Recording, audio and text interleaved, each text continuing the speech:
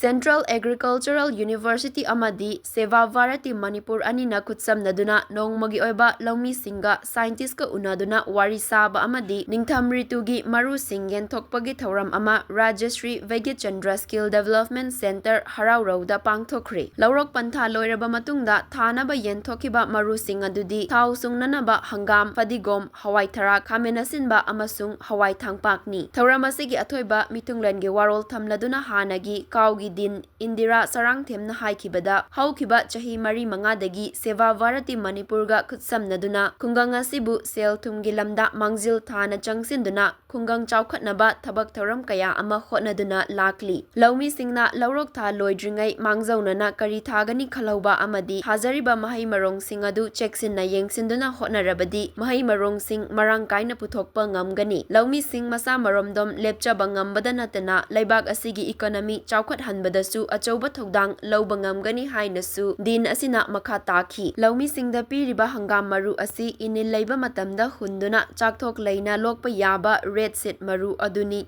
Aikoi mafam asida hangam thau sungnaba machine amasu leirabanina puthorakpa hangam marusing thau sungduna isana thajaba hangamgi thau sizinabagi khudong chaba adusu fanglagani amadi madubu yonduna sendong tanjabasu yaragani haiki. Marusing asi thabada thengnarakpa khudong chadabasing amadi pambisingda laina taraklabasu kaugi scientist singa tanaduna mateng pangani haibagi thajabasu thamlakhi. Thouram asigi sarukama oina ngasi lakhiba kaugi team aduna dryer machine ama amasung mini rice mill amasu miyamda kutsinnaramki. Thouram asi loisanlakpada Jirebamgi Borobekra subdivision gi Jakrador dagi mi ani amadi faduna pukhraga mihat thina hatok pikraba apikpa angang ani yauna miyoi taruki mafamda minute ani tumina leptuna atma santi gidamak ishwarda thaunijaki.